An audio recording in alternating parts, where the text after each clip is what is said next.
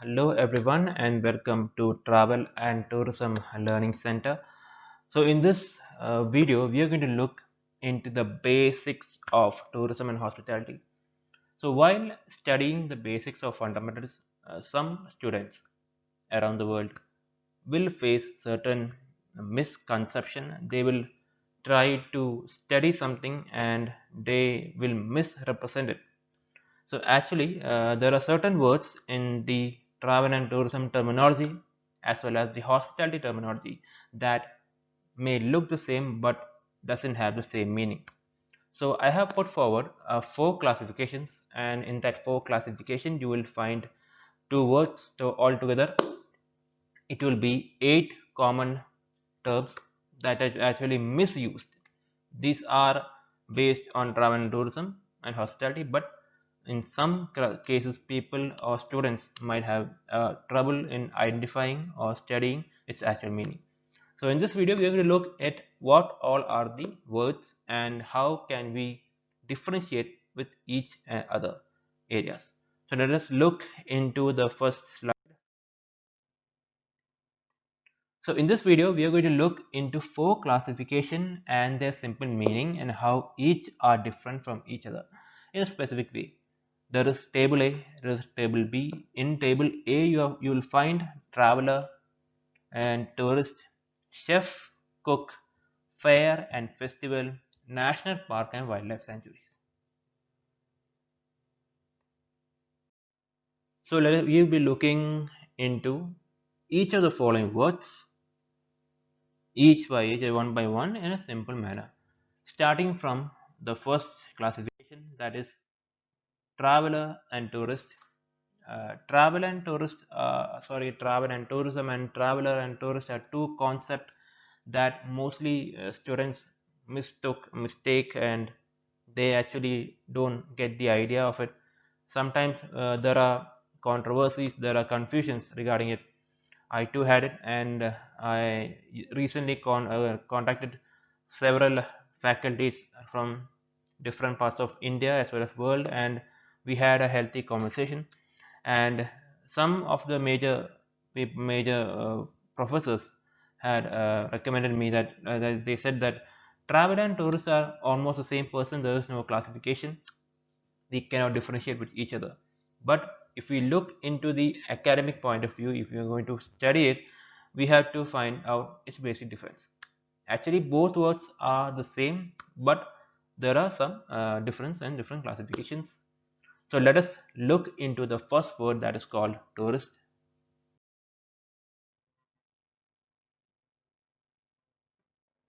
There are many definitions and many many types of resources in which you will find the term tourist, and you can even study about it.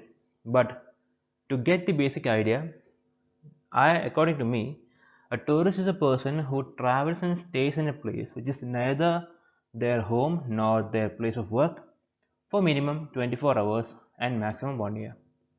He actually visits the part of the world at a fixed time, at a fixed place, following a fixed tour package or an itinerary, staying at luxury to budget accommodation units like star hotels, homestays, cruise, and houseboat. They are the people that don't like to explore around and only choose what to see and what not to see according to their comfort. So tourists are people like you and me who actually visit places when we get a certain time. Tourists are those people who save their money and use it at the end of the year when they get a certain sum of vacation. They can be those who are traveling to different areas for medical reasons, for finding for study for get like for attending a meeting, to for a study purpose, for sightseeing. So these are the basic classification of tourist. Tourist is a person who can stay at a certain area, and that area should never be his home. They should not have any. He should never stay in his home, his friend's home, or his workplace. The place should be new to him. So that is what the UNWTO actually meant in their definition of tourism. And who is a traveler? So traveler is anyone who moves around different places around the world for any purpose using different modes of transportation at any duration of time. They like to explore different places, eat local cuisines, interact with local people and understand their culture. Generally has a backpack and stays in hotel and guest house. They don't like to follow a fixed routine like usual tourists or move alongside a certain group. If we try to differentiate between tourist and traveler in a simple way, if you can find it from the slide that a tourist as like us, if we take an example of a tourist, we can take example of yourself only. If you are working in a company, if you are working in a certain firm, or if you have in such business or anything, you will actually find out any such time or in such area of time in which you need to move out from your daily life to explore, to release your mind, to be with your family. So what you do is you do sightseeing there, you go with your family, your friends, someone you love, and you actually visit there in a certain fixed itinerary. You don't actually move from place to place without any such mindset. You will be following a certain itinerary. You will be going to a travel agency. You will be booking flight tickets or train tickets according to your time, and you will see what the entire tour package wants you to see. So that kind of people can be said as tourists, and traveler are those people who actually explore the world. They are also part of tourism, but travelers are different types. There are basically different forms of traveling. There are free independent travelers, special interest tourists or travelers who only visit a certain places for that specific culture or anything. There are people who travel for their work. There are people who travel for their education. There are people who travel to explore world. The basic difference between traveler and tourist is tourist has a certain amount of time, that is a minimum period of 24 hours to maximum 1 year, and traveler doesn't have any duration of time. The traveler only stops his journey when his mind tells him to stop it, and he will eat at local cuisines, he will meet local people, he will stay at local accommodation unit. For him, he doesn't need any such bigger accommodation unit like homestay or five-star hotels, etc. Actually, if you see the world around, if you see in the YouTubes and other types of channels, you will see people who are exploring, they are mostly called as travelers, and what they do is called travel blogging. You will never see any such YouTube channel or YouTube video where there is tourist blogging. It is called travel blogging. So travelers, what they do is they visit new places, they stay there in local units, and they eat the local food. They carry a backpack. They don't have any suitcases or briefcase. In terms of tourists, you will have a suitcase and briefcase, and you will go along with a group, and you don't like to explore more. So these are the basic classifications of what is a tourist, what is a traveler. So how can you identify, tell them apart? How can you tell them apart? How can you like differentiate between a tourist and a traveler? In simple meaning, we can say that tourist is a visitor. He likes to visit a certain place. Visitor is someone who actually is from another area, and he tries to visit a certain area. So tourist is a person who is a visitor, and traveler is an explorer, or you can say that tourist is a comforter and traveler is an explorer. Tourist doesn't need exploring, he needs to see in his limited amount of time what he wants to see. And traveler is a person who wants to explore the world. He has all the time in his world, and he wants to actually look into deep. He wants to think out of the box, not like a normal tourism activity. He wants to see what the actual world is not showing him. He want to actually look at. He want to actually complete his purpose. It's more, traveling is more of an mental relaxation, and for identifying yourself, we can say you are a traveler. If you are a tourist, it's just for time, right, to spend time with your friends or family. Traveling is more often identifying your path, exploring. Tourism is more of a sightseeing, relaxation, recreation, or leisure activity. So these are the basic difference between a tourist and a traveler. So let us look into the next classification, that is from the hospitality industry, which is chef and a cook. Chef and cook are two terms in hospitality terminology that most of the students actually mistake. Sometimes, as a general audience or general people, we might be also having the same thought. And who is a chef? Who is a cook? So sometimes people say, "I am a good cook."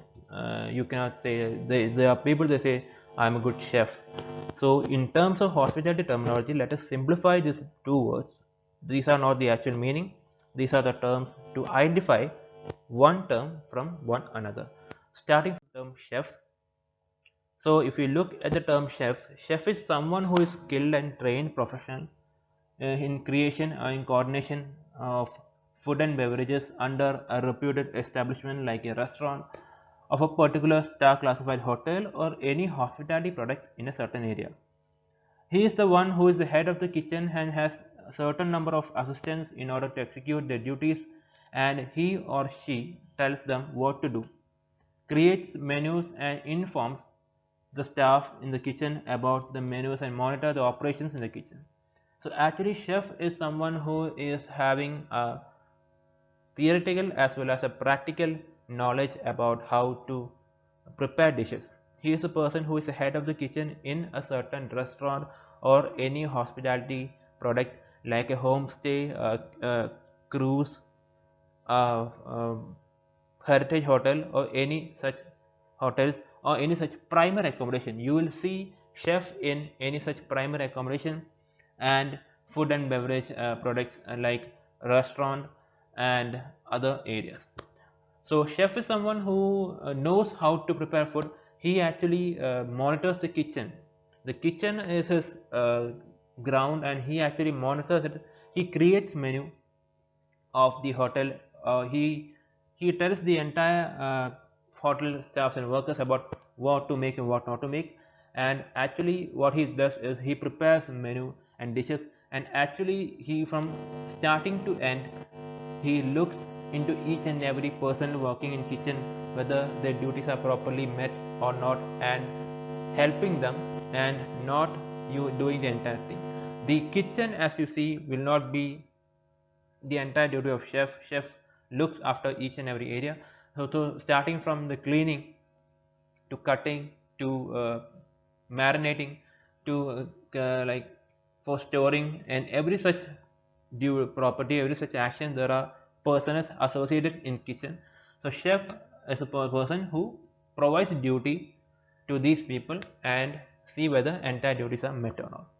If we look at the hierarchy of chef position, you can see that it is not the actual hierarchy, but the top three position of chef comes is called, one is called executive chef, second is chef de cuisine or head chef, third is deputy chef or sous chef.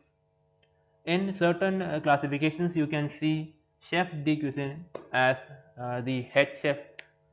Sometimes in certain chef hierarchies, you will find the head chef at top position, and there will be no second position like the head chef. You will find executive chef and sous chef, and under sous chef you will find different classifications like staff chef, station chef, etc., and other forms of areas, and up to them and under you will find the people who are going to serve the food. So if you look at the hierarchy of chef position, you can find that executive chef creates menu in this hotel and restaurant, sorry, it's restaurant, from recipe identification, development, creation to the like going out of the kitchen to the serving area, ensure food is properly made safely and safely and tastily for the guests. The second head chef is a person who actually controls and directs the entire food preparation process, and he also is a person who identifies the quality of food, and he actually approves and polish the dishes. Polishing dishes means actually like those the last minute decoration, last minute giving a touch of himself, a hand, and before it goes out of the kitchen to the serving area. And last, sous chef or the third classification leads the kitchen in the chef's absence, the head chef's absence. Sous chef takes his position and provides guidance to the kitchen staff members, oversees and organizes kitchen stock and ingredients, and actually reports to the upper chef for major areas. So these are called chef classifications. So chef is someone who is a trained professional and he actually makes menus and dishes for certain restaurant or kitchen. If we look at who is a cook, cook is actually anyone. He can be anyone. He can be you. He can be me. It's someone who is professional or non-professional person who prepares food in a certain establishment like diners, hostels, canteen, or fast food restaurant, or at our home. The main duty is to cook food to any group and clean the kitchen premises where they work. They don't actually create any menu or prepare dishes like chefs do. Professional cooks even work under the guidance of chef in preparation of dishes which was instructed to them in the kitchen. So cook are people who can be professional, who can be a non-professional. You, me, while we make a certain food, to call a certain person a cook is that he should know how to make food, and the kitchen area is the area in which cook prepares food. And when he prepares food, he doesn't make any menus or dishes. He doesn't decide any dishes. He only follows one type of uh, preparation, food preparation, and for him there will not be any such assistance if any, and he does the entire work inside the kitchen. He cleans the utensils or the plates and everything, and he even keeps the entire stock item. He is all, it's all in all. He is actually all in all by himself. For better example to get the meaning of cook is that in our home, our mother, father, or ourselves, or our mother cooks food for us. So mom or mother doesn't have any menu, and for in our home you will get food, and food is based on the availability of resource, right? So in our home when we prepare food, we are only prepare food regarding what is available or not. There is no menu preparation, there is no person to look into it, there are less staff. So cook is person who will do all the things all by himself. He can be a professional, he can be a non-professional. Sometimes in a certain restaurant, cooks work under chef, and cooks are people who actually execute the food. Chefs and other hierarchies such as personnel actually gives direction to how to make the food, and cook follow that order and prepares the food for them. So how will you identify a chef and a cook? Chef is someone who runs the kitchen in a hotel or a restaurant, and cook is someone who prepares food. That's all. Chef is a trained professional who actually creates menu and dishes for certain restaurants and hotels, and cook is someone who prepares food. Cook can be professional, it can be non-professional. Sometimes cook actually work under the chef hierarchy as a person who execute the dishes or menus that is provided by the higher level chef. And cook can be anyone who uses the kitchen of any area.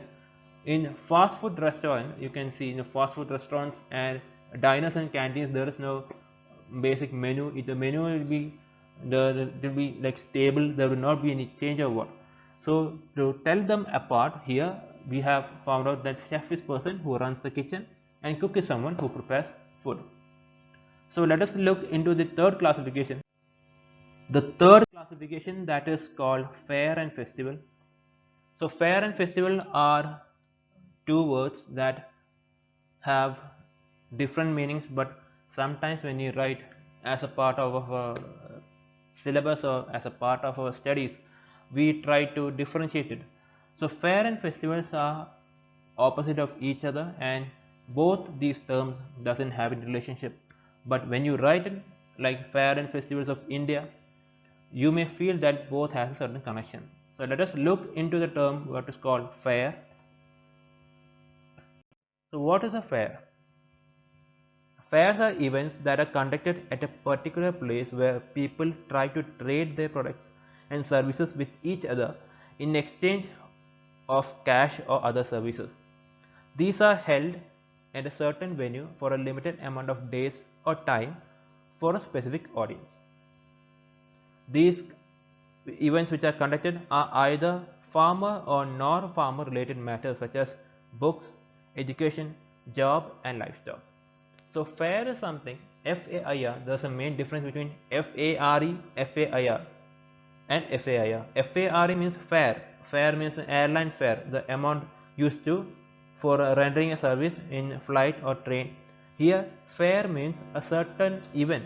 It can be a small scale event or a medium scale event held at a particular place as a venue in which buyers and sellers come and buyers display what they want to show, their commercial product, and sellers actually takes the products of buyers in terms of cash. There is a cash transaction between each other. So fair has nothing to do with a religion or ritual or anything. It is something that is used as a trade purpose. So the best example for fair is called Pushkar Fair. In terms of Pushkar Fair, it is Pushkar Mela. It is the largest camel and cattle fair in India, and this is an annual event that is held in Pushkar town, which is a 16 km away from Ajmer, located in the state of Rajasthan. And this event actually is held, if you see in this coming 2020, from November 22 to November 30 in the Hindu calendar of Kartik Ekadashi to Kartik Purnima for 5 days. This is actually a cattle and camel fair. Here people from different areas of Rajasthan come together in a certain area where they make this event a venue, and they buy and sell cattle and camels. And not only that, there are other cultural festivals. And if you look at this fair, the entire world who visit India actually comes to Rajasthan in this month of November and October to November to actually look and experience that fair. Not only that, it's not a cattle fair, there are other cultural programs, there are music art forms like famous Matka Foran, largest mustache competition, and even dance and art forms of Rajasthani culture, and people can see that. So Pushkar fair has nothing to do with a religion, and it has a slight connection with the Hindu calendar, and there is not any history, there is no such history regarding when it was made. It is actually a historical event, but it's actually called a fair and not a festival. So let us look into the other classification that is called a festival. In simple, we can say it's an event that is conducted at a particular year or month or date by a group of people around the world that is part of their culture, community or religion or tradition of or their past historical or cultural event. Festival is something that clearly brings a certain group of people to a certain area. It is a remembrance, it is a commemoration, or festival is a part of a memory to clearly inform us that the certain past event has taken place and the value of such events.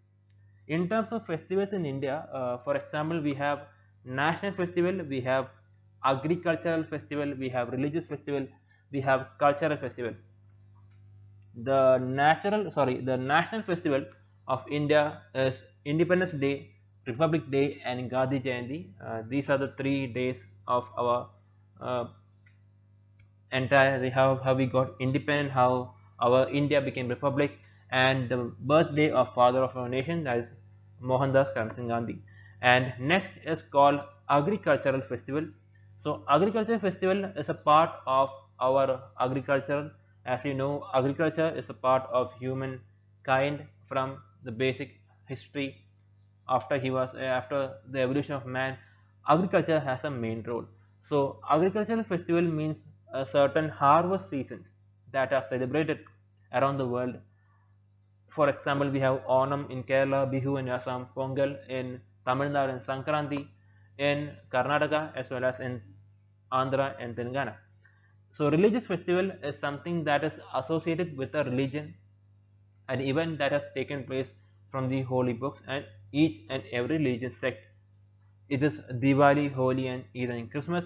And cultural festivals are dance as well as music festivals that are taken place in certain areas, and these are also conducted as a part of enriching their culture and providing an awareness to the outside world relating their basic cultural significance.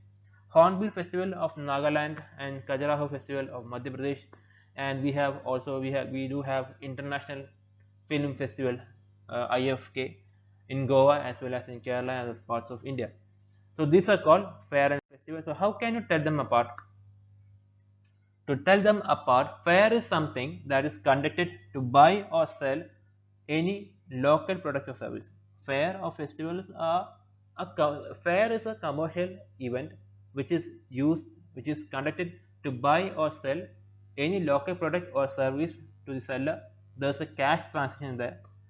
In terms of festival, these are conducted to unite people together emotionally, and it is really just based on an event which which had occurred in their past of a religion or events of past that actually concerns them.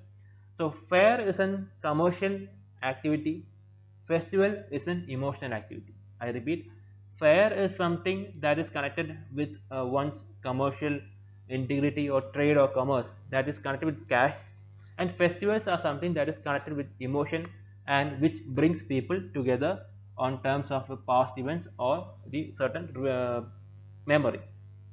We can tell them apart. The last classification we are going to see is called National Park and Wildlife Sanctuary.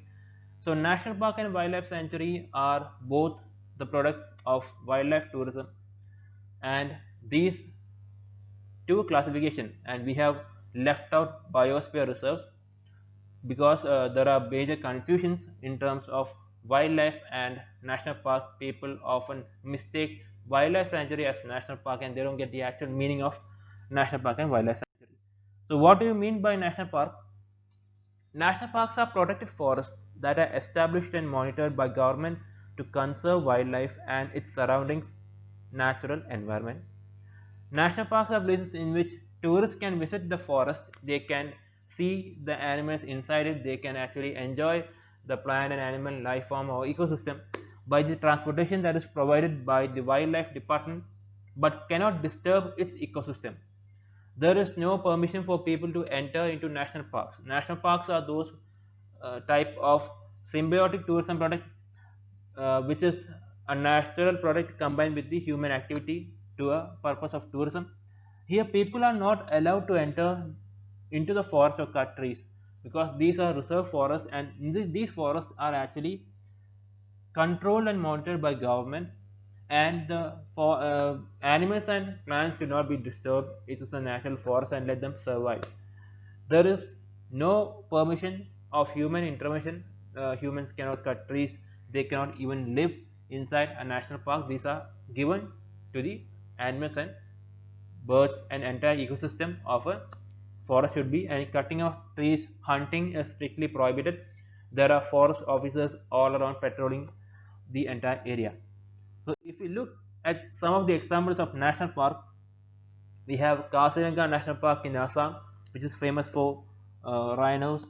Kruger National Park in South Africa, Yellowstone in USA, Masai Mara National Park of Africa, and Nagahole National Park of India, which is in Karnataka, are some examples. There are more examples for national park. And what is a wildlife sanctuary? The basic difference between wildlife sanctuary, the word itself has a certain meaning. Sanctuary means an area in which the weak people or weak population, the weaker section, injured section has a certain home to protect themselves, those who don't have a certain life or anything. That's the general meaning of sanctuary. If you look at wildlife sanctuary, here the animals who are injured or who are facing threats from poachers are placed in areas in which help them survive and live in a peaceful environment. So wildlife sanctuary are not the actual home of these animals. If you look at wildlife sanctuary, it's a certain area that is given as a certain home. It is like an home to for the people who wants a certain, like, for if you like to say that those type of animals who are facing hunting, those who are extinct, who are endangered species, and those who doesn't have a home to live, they are taken from one place and put in another. It is a protected area which is reserved for conservation of only animal and human activities like harvesting of timber and minor collection of forest products like cutting of trees and taking of honey, etc. And private ownership are also allowed as long as they don't interfere with the well-being of animal. So national park, in which you say it's a conserved forest, and in which the entire ecosystem cannot be changed. The ecosystem that is concerned with plants and animals are not to be touched. The wildlife sanctuary is something, a certain area in which a certain animals are taken from one place and put into the sanctuary, in which they can survive and they don't face any problems or anything. So the wildlife sanctuary is not the actual home of these animals. This can be a one set of species or simple species, like if we have tiger reserves, for reserves for preserving tiger from hunting and hunting and other sets of threats that affects their count. Wildlife sanctuary are places for uh, places in which animals are taken from one place and put in the other. So there are some examples for wildlife sanctuaries in the world. There's a sloth sanctuary. Sloth is an animal that's found in Costa Rica. Dibang Wildlife Sanctuary of India, Salimari Wildlife Sanctuary, Bird Sanctuary, Pulicat Bird Sanctuary, Sand Wild Sanctuary, South Africa. The Agra Bear Rescue Facility is also set of sanctuary. Sanctuary means an area in which a certain set of species doesn't get threat of extinction or endangered, doesn't fall into endangered list of IUCN. So how can we tell them apart? In simple words, we can tell that national parks are protected areas owned by government to reserve and protect all plants and animal life forms living under it. But in terms of wildlife sanctuaries, these are made to protect and conserve a certain species. National park means these are protected forests. The entire forest is actually covered and monitored, controlled by the government officials. In terms of wildlife sanctuary, these are the certain areas which are given by the government to protect and conserve a certain set of species. It can be a tiger, it can be a lion, it can be an elephant. And wildlife sanctuary is not actually the home of their animals. They are put together in that certain area in order to for the government to look into their account, in order to the ministry, to the forest ministry, to look into the welfare of these animals. So these are the four classifications of misconceptions that usually we have. I hope you have understood the following things, and as you know, we have covered four classifications, from traveler to tourist and chef, cook, fair and festival, and wildlife sanctuary and national park. And this is just introductory phase. This is actually speaking, it's an initiative, and hope you have understood this presentation. If you have not understood, there is another video in YouTube without audio. You can actually take it down. So hope you have understood it, hope you have liked it, and hope you have liked this presentation. And I have clearly arranged it in a limited amount of time, and hope I'll be making a next video as a part 2 series of misconception. And please subscribe to our channel, and please dislike it, please like it, and we will see you in the next video. And thank you for watching this presentation. This is Samod signing off. We will see you in the next video. Thank you.